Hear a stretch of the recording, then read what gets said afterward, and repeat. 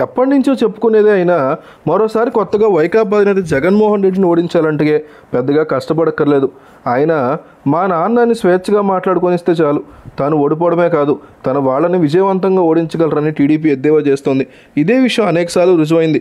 తాజాగా మరోసారి జగన్ స్వయంగా రుజువు చేశారు. మొన్నటికి మొన్న ఏపీ ప్రత్యేక హోదా కోసం కేసీఆర్ మద్దతు ఇస్తే తప్ప అని ప్రశ్నించినటువంటి జగన్మోహన్ రెడ్డి ఇప్పుడు అనంతపురం జిల్లాకు కియా పరిశ్రమ ప్రధాని మోడీ వల్లే వచ్చిందని ప్రకటించారు. ఈ ప్రకటనతో వైకాపా నేతలు ఒక్కసారిగా డీలాలో పడిపోయారు. అసలే టీడీపీ అభివృద్ధి మంత్రంతో ఎరుదితున్నటువంటి తమకి జగన్ వ్యాఖ్యలు కొత్త కష్టాలను తెచ్చిపెడుతున్నాయని వారు ఆవేదన వ్యక్తం చేస్తున్నారు. రాష్ట్రానికి మోడీ ఇచ్చింది చెమ్మె నీళ్లు గుప్పెడు మట్టి అని జగన్ బాగా తెలుసు.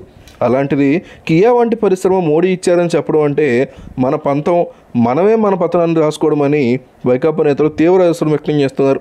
పైగా ఇలాంటి ప్రకటనల వల్ల మోడీని వెనకేసి రావడం మినహా మరొకటి కాదని, అది రాష్ట్రంలో తీవ్ర నష్టాన్ని చేస్తుందని వైకాపా నేతలు ఓపెన్గా వాపోతున్నారు. జగన్ మొన్న మాట్లాడినటువంటి కేసీఆర్ మద్దతు వ్యాఖ్యలు, ఇవాళ మోడీని వెనకేసుకొస్తూ చేసిన వ్యాఖ్యలు బీజేపీ, వైకాపా, టీఆర్ఎస్ యొక్క పొత్తుని అధికారికంగా ధృవీకరించినట్టయిందని వైకాపా నేతలు వాపోతున్నారు. పెనుగొండ, సోమందేపల్లి, గోరంట్ల మండలంలో ప్రభుత్వం వేల ఎకరాలను సేకరించింది. కానీ ఈ పాలనలో ఒక్క పరిశ్రమ అయినా వచ్చిందా?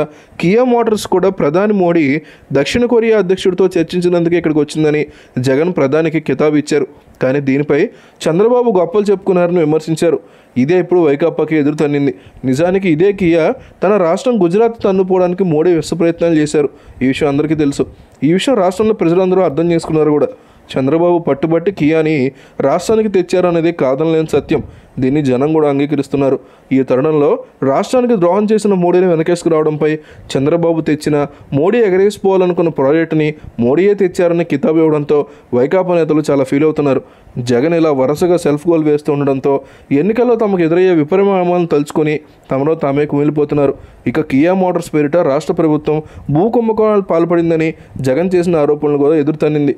రైతుల నుంచి భూములు చౌకగా కొట్టేశారని చేసిన ఆరోపణ నిజం కాదని స్థానికులతో సహా రాష్ట్ర ప్రజలందరూ తెలుసు.